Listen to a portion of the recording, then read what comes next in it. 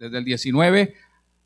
Ahora bien, los que habían sido esparcidos a causa de la persecución que hubo con motivo de Esteban, pasaron hasta Fenicia, Chipre y Antioquía, no hablando a nadie la palabra, sino solo a quienes, a los judíos.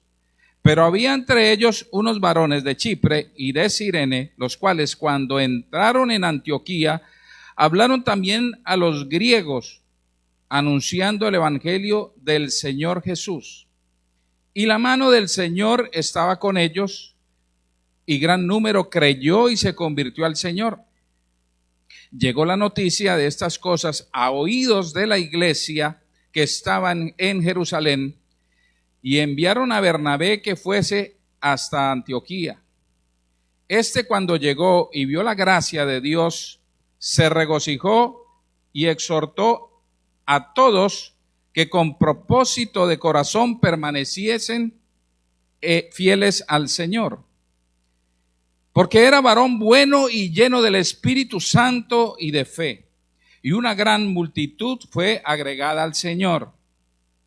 Después fue Bernabé a Tarso para buscar a Saulo, y hallándole le trajo a Antioquía.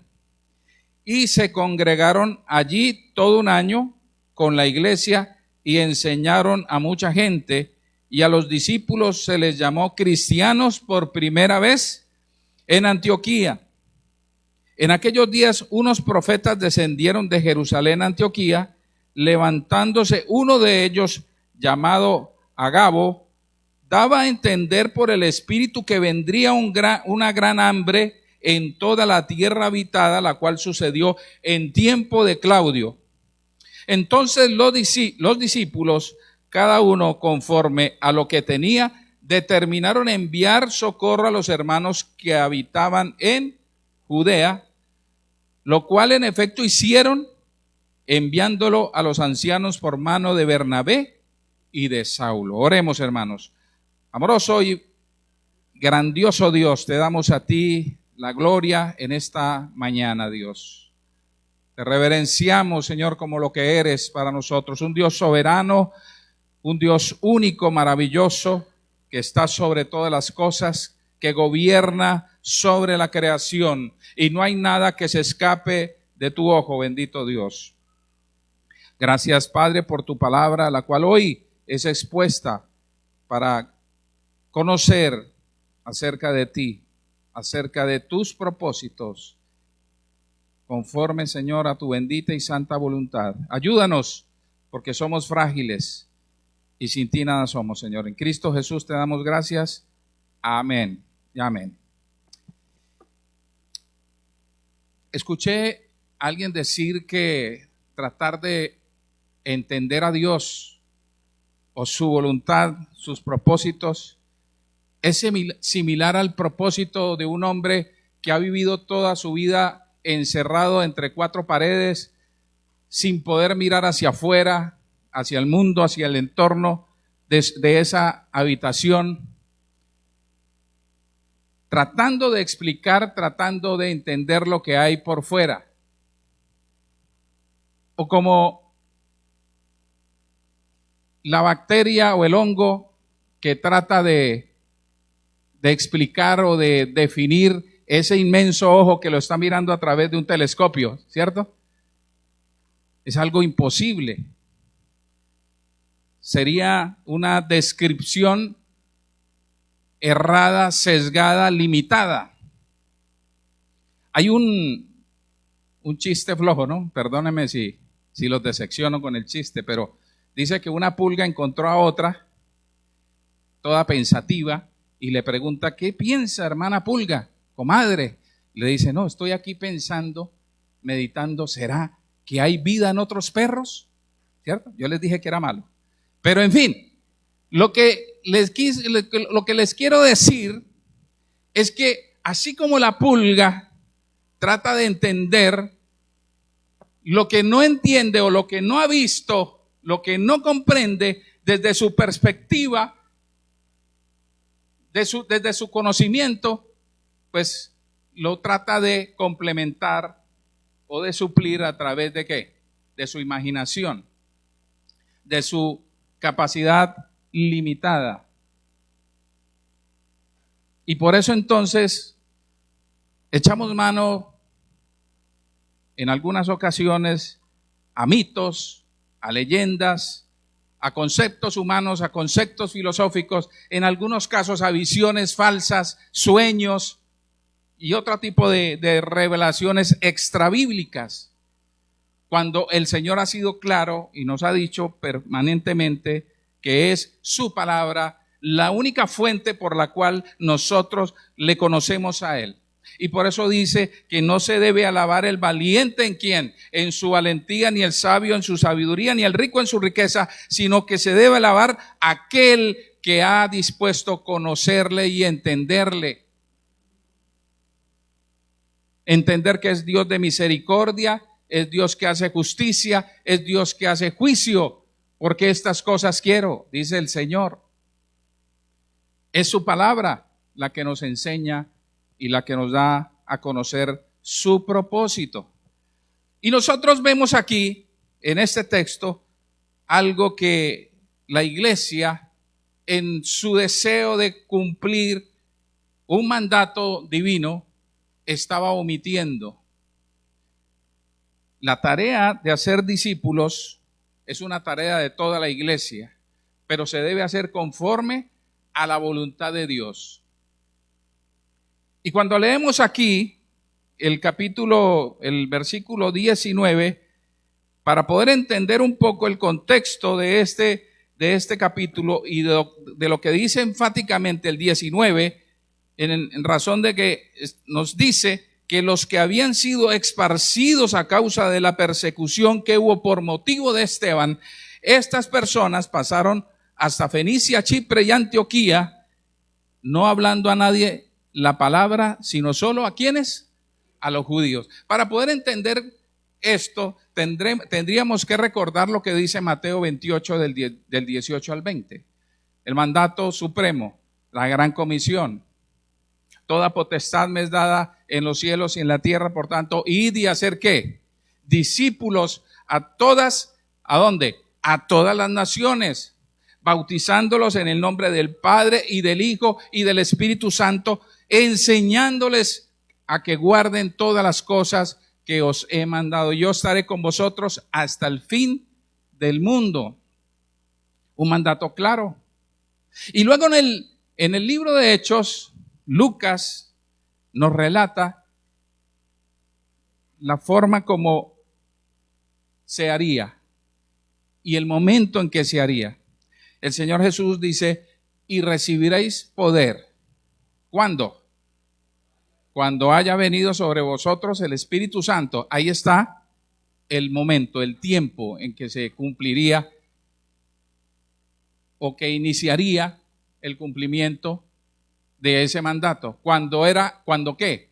Cuando viniera sobre ellos el Espíritu Santo. Y luego dice el dónde. Y me seréis testigos ¿dónde? En Jerusalén. Pero no solo en Jerusalén, en toda Judea. Pero no solamente en toda Judea, en Samaria, pero no solamente en Samaria, sino hasta lo último de la tierra. Y la iglesia de Jerusalén fue diligente en cumplir esto en el contexto cultural y geográfico de Judá, de Jerusalén. Fue una iglesia que creció, nos dice la escritura que se contaban por miles. En el primer sermón de Pedro dice que se añadieron 3,000 personas a los 120 que inicialmente oraban allí en el aposento alto, y luego se añadieron otros miles más.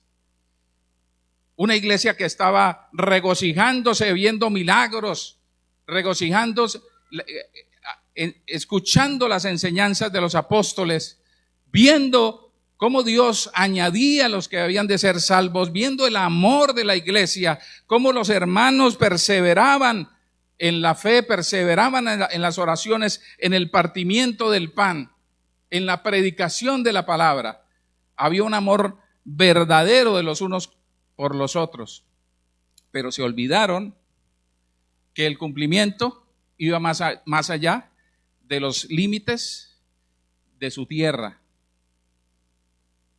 Se olvidaron que Hechos 1:8 decía que era hasta el fin del mundo. Y alguien dice que cuando la iglesia se le olvida Hechos 1:8, Dios tiene que actuar como actuó en Hechos 8:1. Y vemos allí, en Hechos 8, capítulo 1,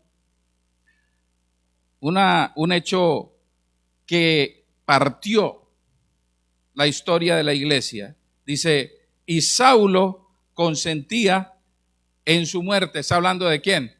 De Esteban. En aquel día hubo una gran persecución contra la iglesia que estaba en Jerusalén, y todos fueron esparcidos por las tierras de Judea, pero además se fueron ¿a dónde? Y de Samaria, salvo o a excepción de los apóstoles. Entonces allí empieza Dios a cumplir el propósito, su propósito. El libro de los Hechos es la evidencia clara de que la gran comisión no solo se hace a través de los hombres, sino a pesar de los hombres. A pesar que en algún momento quisiéramos convertirnos en estorbo de Dios, pero Dios no puede ser estorbado. Y entonces Dios utiliza la persecución de la iglesia, la muerte de Esteban y el terror que causó ese hecho para esparcir la iglesia, ya no solamente en Jerusalén, sino en Judea y en Samaria. Pero sucede también que viene Felipe allí y se encuentra con un ¿qué? Con un eunuco, un etíope, tesorero de Candace, y allí le expone el evangelio. No era judío, no era un hombre judío. Y luego Pablo tiene una visión y le muestra a Dios que no llamara inmundo ¿a quién? A lo que Dios había limpiado, y haciendo referencia no solamente a los alimentos, sino haciendo referencia a los gentiles, a los cuales también eran objeto, o los cuales eran objeto también de la gracia y la misericordia de Dios. Y por eso obedece Pedro y le habla a Cornelio, un centurión romano, y le expone el evangelio. Y ese día dice la escritura que fueron bautizados por el Espíritu Santo, él y toda la casa de Cornelio. Creyeron el evangelio. Y cuando Pedro está dando testimonio, está rindiendo cuentas a la iglesia de lo que está sucediendo, dice que se maravillaban de que sobre los gentiles también hubiese el don del arrepentimiento, que Dios le concediera a los gentiles, a los griegos, el don del arrepentimiento. Entonces es así como ellos empiezan. En el 19 nos dice aquí, nos dice que la iglesia entonces sale a esparcidos, y parte de los que están esparcidos a causa de la persecución que hubo por motivo de Esteban, ¿qué sucede? Pasaron hasta Fenicia, hasta Chipre y llegaron a Antioquía. No hablando a nadie la palabra, sino solo a quienes. Aún incluso después de todo lo que sucede, de todo lo que sucedió, a pesar del mandato del Señor Jesús, a pesar de las evidencias de que sobre los gentiles también hubiese arrepentimiento y fe, ellos todavía ¿qué? Seguían sesgados en su forma de pensar y decían, no, solamente vamos a hablarles del evangelio ¿a quiénes? A los judíos. Porque para ellos el cristianismo era una secta judaica, era un sector de la religión judía. No entendía que el Señor estaba haciendo algo grande, maravilloso, y que había establecido la iglesia para hacer luz de las naciones. Entonces, querido hermano, cuando nosotros no entendemos los propósitos de Dios, entonces Dios, a través de su providencia, cumple sus propósitos, porque la providencia de Dios es el accionar que Él tiene a través del cual gobierna las criaturas, gobierna la creación, no solo para evitar que se destruya o que alguien la destruya. Por eso cuando el hombre piensa que va a destruir la tierra, y no con esto quiero justificar el maltrato que se le hace a la creación a través de todo el impacto ecológico que estamos produciendo, pero está lejos el hombre de afectar la creación de Dios o destruirla. ¿Por qué? Porque está guardada por la providencia de Dios. Esa misma providencia que guarda su creación y que la ha guardado por miles de años, esa misma providencia hace que se cumplan sus propósitos, incluso utilizando la persecución, incluso utilizando la tribulación para sus hijos. Por eso cuando alguien enseña que el cristiano no debe sufrir y que por tanto debe parar de sufrir, está hablando de su propia cuenta, de sus propias intenciones, lo que desea en su corazón, pero no lo que enseña la Biblia. Porque lo que nos muestra la palabra de Dios es que aún a pesar de las tribulaciones, Él va a actuar y va a estar con nosotros. La tribulación no se va a quitar de la vida del cristiano. O si no, hablemos con el hermano Job, cómo el propósito de Dios se cumple en él, a pesar de todas las dificultades que tuvo en su vida. Jerusalén era la base judía de la iglesia para la expansión del evangelio. Pero posteriormente la nueva sede del desarrollo misionero tendría un nuevo epicentro, un nuevo lugar, y era la ciudad de Antioquía. No sabemos mucho de esta tierra, pero sí sabemos que era la tercera ciudad más importante del Imperio Romano, después de Roma, evidentemente, y de Alejandría. Era una ciudad más o menos de 500,000 habitantes, pero lo importante de la ciudad era que estaba en un punto geográfico que la hacía bastante relevante en el comercio de la época. Todos los caminos pasaban o la mayoría de los caminos pasaban por Antioquía, y por ende era una ciudad cosmopolita. Había una congruencia de muchas culturas y evidentemente de muchas religiones. Por lo tanto, Antioquía se le conocía también como la ciudad de los dioses. Muchas religiones paganas y por ende también mucha inmoralidad sexual, inmoralidad de todo tipo, mucha promiscuidad, mucho libertinaje, pero estaba en los planes de Dios el que allí esos hombres de Dios fueran allí. Pero ¿qué pasa? Que aún a pesar de que aquellos que fueron a causa de la dispersión, solo le hablaban ¿a quiénes? A los judíos. ¿Qué pasaba entonces con los gentiles? ¿O qué sería de los gentiles de Antioquía? Mire lo que dice el 20. Pero había entre ellos unos varones de Chipre y de Cirene, los cuales cuando entraron en Antioquía, hablaron también a los griegos anunciando el evangelio del Señor Jesús. Mire, aquí no habla, la escritura no nos dice los nombres de esas personas, ¿no? Son hermanos anónimos, que a lo mejor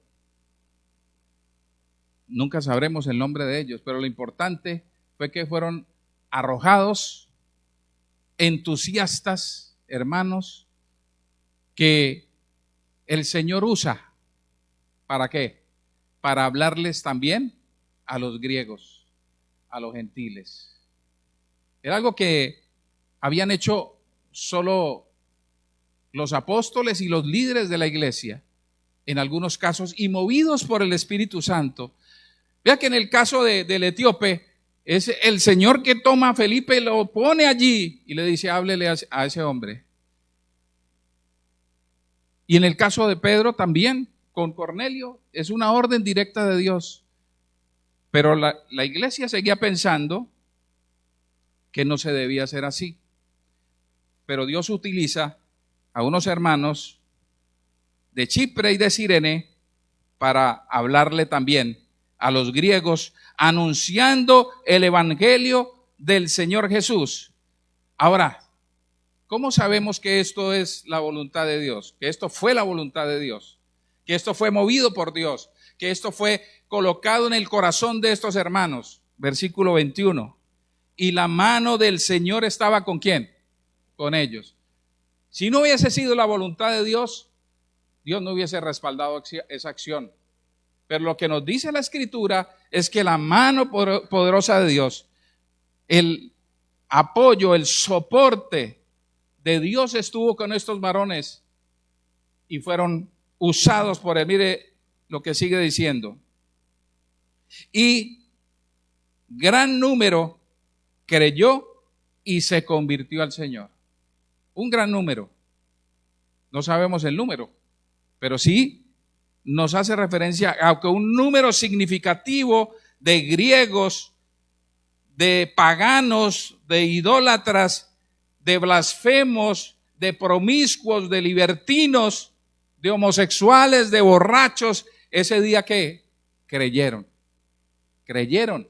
y se convirtieron al Señor. Por eso, vuelvo y digo, a veces el evangelio se cumple no solamente a través de nosotros, sino a pesar de nosotros. A pesar de nosotros. Dios utiliza las circunstancias para cumplir una tarea. Entonces vemos una iglesia que estaba cumpliendo parcialmente. Y cuando decimos cumpliendo parcialmente es una forma elegante de decir que no estaban cumpliendo, porque estaban predicando, pero no a toda criatura, no a todo hombre, no a toda raza, pero Dios se las ingenia y utiliza a hermanos que no estaban tan influenciados por la cultura de Jerusalén, porque mire, estos hermanos judíos de Chipre y de Cirene, ellos tenían una visión un poco más amplia del mundo, de lo que era el cristianismo, y por ende entonces ellos entran a Antioquía y la mano del Señor estaba ¿con quién? Con ellos. No discriminaron. Por eso, hermanos, nosotros no podemos discriminar a nadie. No podemos decir, no, es que ese tipo, ese blasfemo que vive allá en la esquina de mi casa, le pega a la mujer. ¿Cuántas veces me ha dicho que qué Dios ni que nada? ¿Cuántas insultos, blasfemias contra Dios? Lo que le espera es el fuego eterno, la condenación eterna. No, hermano, nosotros debemos confiar en el poder del evangelio. Como dice Pablo, es poder de Dios. ¿Para qué? Para salvación. Al judío primeramente, pero también al griego. ¿Sí? Y eso lo entendieron los hermanos, que no solamente era para los judíos, para salvación de los judíos, sino también para los griegos. Entonces, querido hermano, vemos una iglesia siendo conducida por Dios, siendo orientada hacia el propósito que Él quería desarrollar en ellos. Pero en el 22 nos sigue diciendo la Escritura que llegó la noticia de esas cosas a oídos de la iglesia que estaba en Jerusalén. Y enviaron entonces ¿a quién? A Bernabé, que fuese hasta Antioquía. Cuando llegó y vio la gracia de Dios, se regocijó y exhortó a todos que con propósito de corazón permanecieran fieles al Señor. La iglesia respondió adecuadamente. Los líderes de la iglesia respondieron adecuadamente. ¿Qué hicieron? Escucharon esto. A lo mejor no lo entendían plenamente. Todavía no lo creían, todavía no lo entendían. Pero ¿qué hicieron? Enviaron a uno de sus obispos. Y precisamente la palabra obispo o episcope en griego es una palabra que describe el que sobrevé, el supervisor, el que puede ver por encima. Y aquí está describiendo, cuando hablamos de obispo, no de un cargo, sino de una función. El obispo, y en este caso Bernabé, fue enviado ¿para qué? Para supervisar lo que estaba sucediendo en Antioquía. Pero ¿qué dice que vio él en el 23? Cuando llegó Bernabé, vio que la gracia de Dios, vio la gracia de Dios y ¿qué? Se regocijó. Se regocijó al ver que sobre estos hombres también había llegado la salvación. Y exhortó a todos con propósito de corazón que permanecieran fieles al Señor. Mire, Bernabé, y más adelante nos habla del carácter de Bernabé, pero ese hombre, realmente su nombre real o verdadero era José. Nos dice por allá en Hechos 4. Pero los apóstoles, viendo el carácter de este hombre, le colocaron como sobrenombre Bernabé, que significa consolación o exhortación.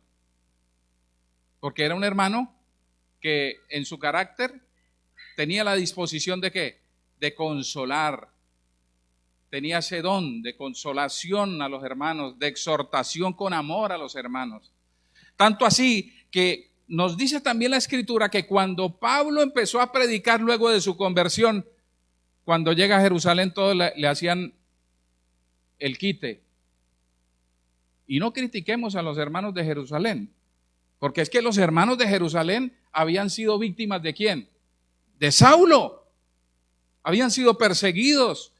Y dicen que él consentía con la muerte de Esteban, consentía con la persecución de la iglesia, estaba de acuerdo, y no solamente eso, pidió cartas a los principales de las sinagogas para ir a Damasco y también allí meter preso a los cristianos. Como diríamos nosotros, no era cualquier perita en dulce.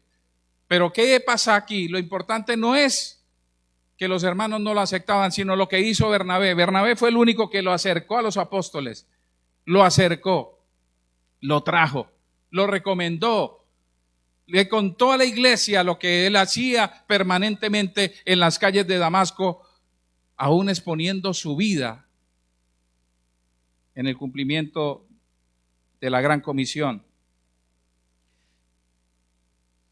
Se regocijó este hermano, pero no solo se quedó allí en un regocijo, en una experiencia espiritual, sino que se unió al trabajo de los hermanos de Cirene y de Chipre. ¿Y qué hizo? Exhortó, consoló, confortó, afirmó a todos que con propósito de corazón, con disposición de corazón, permanecieran ¿qué? Fieles. Y muy seguramente le advirtió de cómo su vida iba a cambiar y cómo iban a ser perseguidos y cómo iban a ser señalados, y aún por sus propias casas, sus propias familias iban a ser despreciados por ellos, pero les dijo: permanezcan fieles al Señor. Y el 24 dice: porque era un varón ¿qué? Bueno. Y es raro, ¿no? Porque pocas veces la Biblia describe o habla así de una persona, ¿no? Porque el único bueno, nos dice la Escritura, es Dios. Pero aquí el Señor permite que se describa el carácter de este varón, y nos dice que era bueno, una persona con un corazón sensible a la necesidad de los hermanos y lleno del Espíritu Santo, nos dice, y de fe. Un hermano lleno del Espíritu Santo de Dios y lleno de fe. Y este trabajo que hizo Bernabé tiene un efecto, y nos dice aquí que una gran multitud fue agregada al Señor. Los hermanos de Cirene y de Chipre hablaron y una gran cantidad se convierte. Pero luego viene Bernabé y, afirmando a los hermanos, dice que también una gran multitud fue agregada al Señor. Después dice el 25, fue Bernabé a Tarso para buscar a Saulo, y hallándole le trajo a Antioquía. Nuevamente Bernabé buscando a su hermano Saulo, que estaba en Tarso, que es relativamente cerca a Antioquía, Antioquía de Siria. Y mire, esto también describe el carácter de este hombre, porque bien pudo haber que había pretendido, hubiese pretendido más bien quedarse con los créditos. Ya había visto frutos de su trabajo, ya había visto cómo se añadía por medio de la predicación de la palabra muchas personas, pero no se quería quedar allí. Él quería, y el propósito de él era que esa iglesia se afirmara y fueran verdaderamente discípulos del Señor. Y entendía que solo a través de la enseñanza de la Escritura se puede afirmar la vida del creyente. No es a través de señales y milagros que crecemos espiritualmente, hermanos. El Señor puede hacer milagros, claro que sí, y los hace hoy día. Pero el crecimiento espiritual, el desarrollo del cristiano está en el estudio de la palabra de Dios. Y él entendía que había un gran maestro que el Señor había regalado a la iglesia y se llamaba Pablo. Y por eso va, ¿y qué? Y lo busca, lo trae a Antioquía, lo halla y lo trae a Antioquía, y junto con él empiezan un trabajo. En el 26 dice, y se congregaron allí todo un año con la iglesia y enseñaron a ¿quiénes? A mucha gente.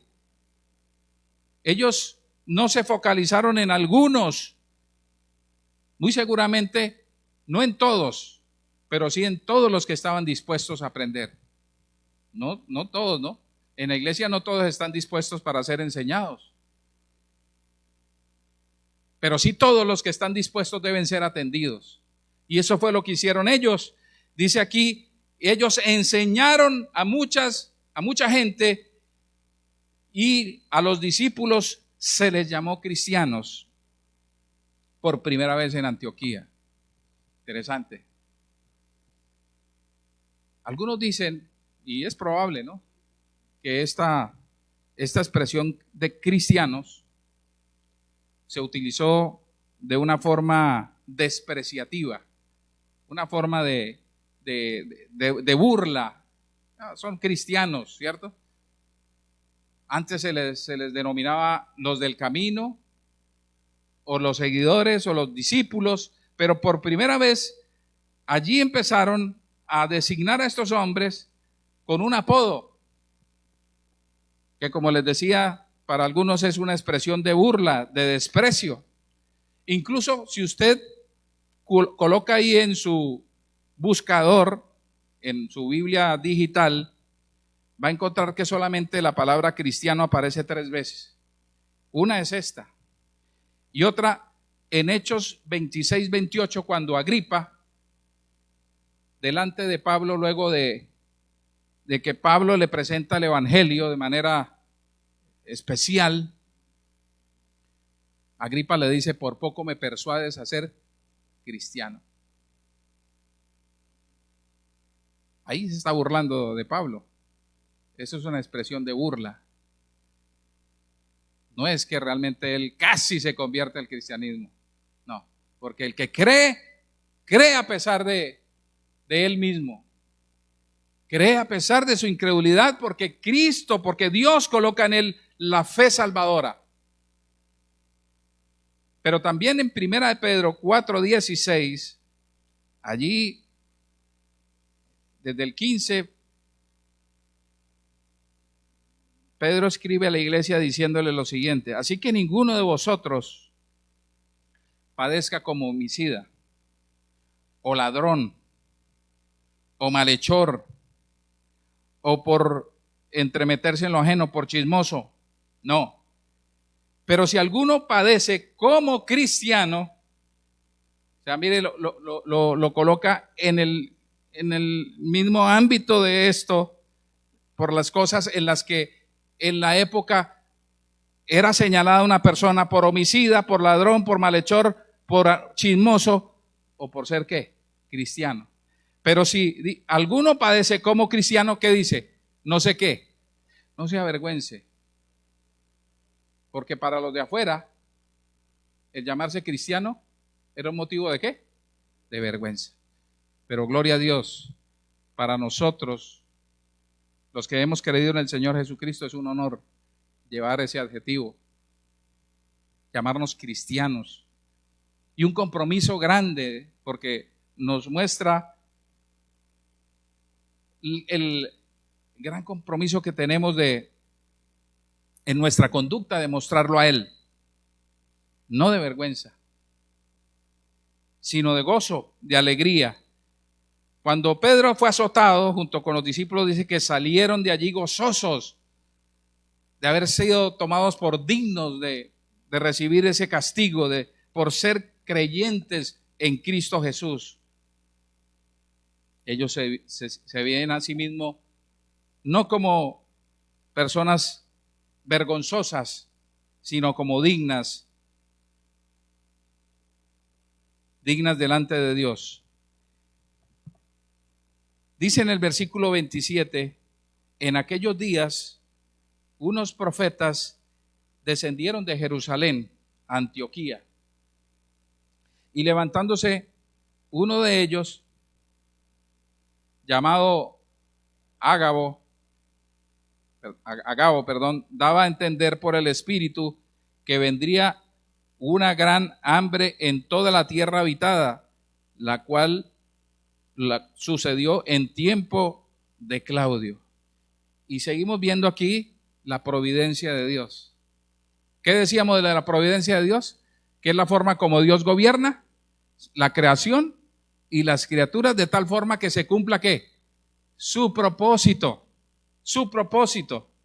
Y vemos aquí que viene otra circunstancia difícil para la iglesia, sobre todo para la iglesia de Jerusalén.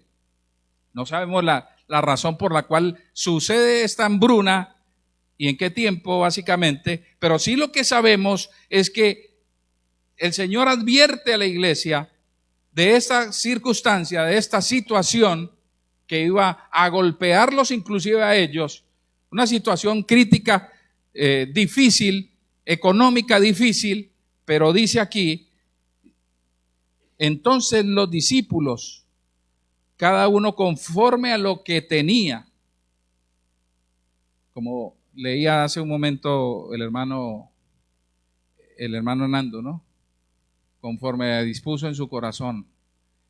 Y también dice también la Escritura conforme a lo que Dios, o conforme como Dios lo ha prosperado, a que dice conforme a lo que tenía cada uno, determinaron enviar ¿qué? Socorro a los hermanos que habitaban en Judea. Interesante, ¿no? La iglesia que nació del menosprecio, por así decirlo, del prejuicio de que no se iba a predicar sino a solo judíos, fue la iglesia que luego socorrió a la iglesia madre, dándole socorro. La maravillosa gracia de Dios actuando sobre su iglesia. Por eso dice el Señor Jesús que las puertas del Hades no prevalecerán contra ella, porque el Señor siempre la va a prevalecer, la va a guardar, la va a guardar. Dice aquí, lo cual en efecto hicieron, enviando a los ancianos por mano de Bernabé y de Saulo. Entonces, querido hermano, la conclusión que podemos sacar de todo esto es que la tarea de el discipulado no es una tarea individual del liderazgo o de los ancianos o de alguna posición dentro de la iglesia. Vemos aquí una iglesia comprometida, con falencias sí, con dificultades para entender la voluntad de Dios sí, con dificultades para ejecutar conforme a lo que Dios quería para ellos y para los gentiles, sí, pero una iglesia comprometida con la gran comisión, comprometida con la obra misionera. Alguien dijo alguna vez que la forma en la que vemos una iglesia viva es cuando la iglesia está comprometida con las misiones. La evidencia entonces que una iglesia está muerta es cuando no le duele los perdidos y por ende no está comprometida con las misiones, con el cumplimiento de la gran comisión. Y vemos aquí Dios cumpliendo su propósito a través de unos hermanos que para los judíos estaban condenados a la perdición, a la condenación eterna, ahora siendo bendición, no solamente para la iglesia de Jerusalén, sino también para toda la iglesia del occidente, porque de allí precisamente Pablo empieza sus viajes misioneros, que fueron 3. De allí comienza Pablo junto con Bernabé casualmente, aunque luego se separan por diferencias de ellos dos, pero ellos fueron principalmente los hombres que Dios utiliza para la evangelización de todas las iglesias del occidente, iglesias gentiles, iglesias que hoy permanecen y que en el cual es glorificado el nombre del Señor y a través de las cuales nosotros también fuimos alcanzados. Si la iglesia no hubiera salido de Jerusalén, ¿qué hubiese sido de nosotros, hermanos? ¿Qué hubiera sido de nosotros? Y el Señor sigue haciéndolo. El Señor sigue moviendo a la iglesia. El Señor sigue obrando. Pero es necesario vincularnos no solo a la evangelización, sino al discipulado. Mire lo que dice el 26, que se congregaron allí, ¿cuánto? ¿Cuántos se congregaron? Hechos 11, 26. Pablo y Bernabé se congregaron allí todo un año. ¿Y qué hicieron en ese año? Actividades sociales, reuniones para socializar, no. Enseñaron, discipularon a mucha gente. Y si usted sigue leyendo hacia adelante, va a encontrar precisamente que Antioquía se convirtió en una iglesia llena de maestros. Y dentro de la historia de la iglesia, usted va a encontrar que de allí salen hombres defendiendo la fe. En los primeros 3 siglos de la iglesia cristiana se levantaron hombres atacando la cristología. Un hombre llamado Arrio dijo que Jesús no era Dios, que no era de la misma naturaleza del Padre, que Él en algún momento no existió. Luego otro dijo que Cristo no había venido en cuerpo. Y así sucesivamente encontramos en esos primeros 3 siglos muchos herejes atacando la cristología. Y Antioquía fue una de las iglesias que aportó teólogos para poder defender la fe que hoy nosotros creemos, hermanos. No sabemos cómo Dios actúa, pero sabemos que siempre Dios actúa para beneficio de la iglesia. Y así como actuó a través de aquellos hermanos que fueron dispersos por toda la tierra, los hermanos de Jerusalén, pero también los hermanos de Cirene, los hermanos de Chipre. Cirene era una provincia por allá de donde hoy queda Libia, en África, y Chipre es una isla en medio del Mediterráneo. Hermanos de puntos completamente distintos, fueron usados para fundar esta iglesia. ¿Cuántas iglesias el Señor, o más bien, cuántos de nosotros el Señor va a usar para fundar iglesias? Dios quiera que así sea, hermanos. Vamos a orar. Señor y buen Dios, te damos a ti las gracias, Padre Celestial. Te bendecimos, te glorificamos, porque eres un Dios que tiene el control de todas las cosas y tenemos convicción de eso, Señor.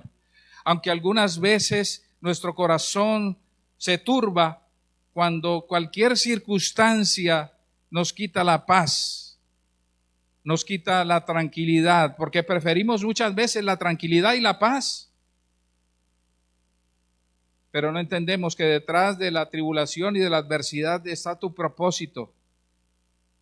Está el cuidado tuyo por encima de todo, pero también, Padre bendito, sabemos y entendemos que estás actuando en favor del cumplimiento de la obra misionera, para que al final de cuentas el propósito eterno sea hecho, que es que tu nombre sea exaltado en todas las naciones.